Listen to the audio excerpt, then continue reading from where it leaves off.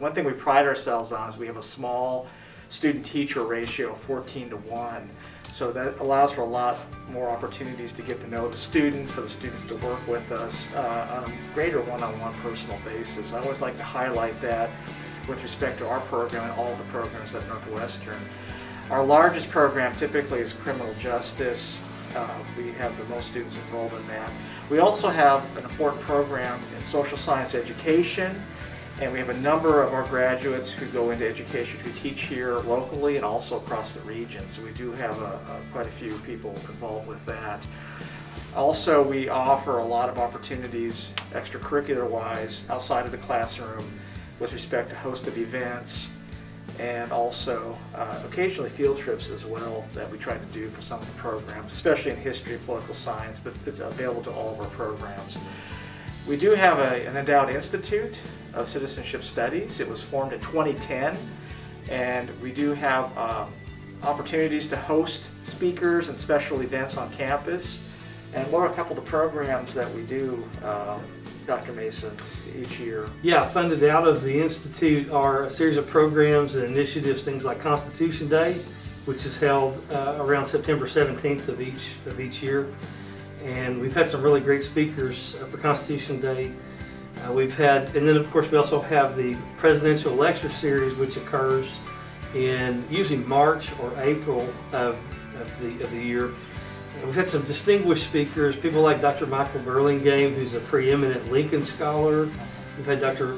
McJimsey, who's an FDR scholar on the Roosevelt family. And Clay Jenkinson, who's a noted humanities scholar. He's internationally known. So we've had people that you watch the news and you'll see them. They've been here at Northwestern. Also, some other programs we've run out of that, the civic engagement program we've had. We've been able to fund some of that out of those program funds, and so the Institute's kind of a nice fit for our department.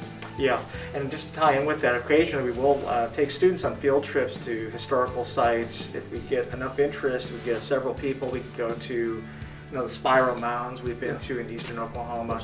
Also the presidential libraries that are close by, the Eisenhower Library up in Topeka, Kansas, and also the Truman Presidential Library up in Independence, Missouri. And we've taken some students up there as well. So we'd like to do some of those activities as well. We do also have a public history program. In addition to criminal justice and the social science ed, we do have a number of students who eventually would like to go on to graduate school in public history or museum studies work, so we do offer some classes there.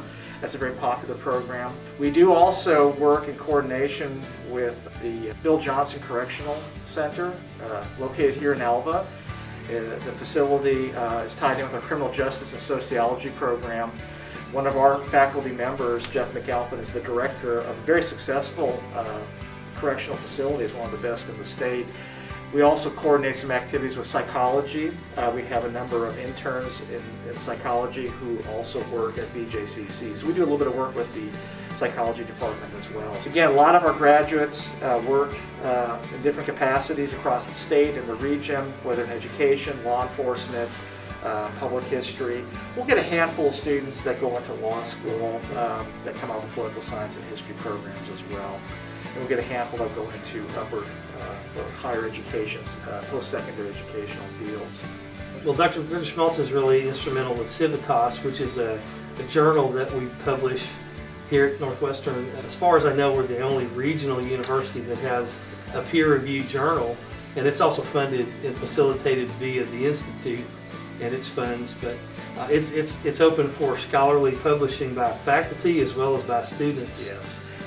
Yeah, we're revamping some things on the website and also with the journal, so there'll be some new information coming out this coming year, but we want to make opportunities available for people outside of the classroom as well. These are opportunities like internships, publications. These are things that you can do outside the classroom to help you grow as a scholar or as a student or as a member of society.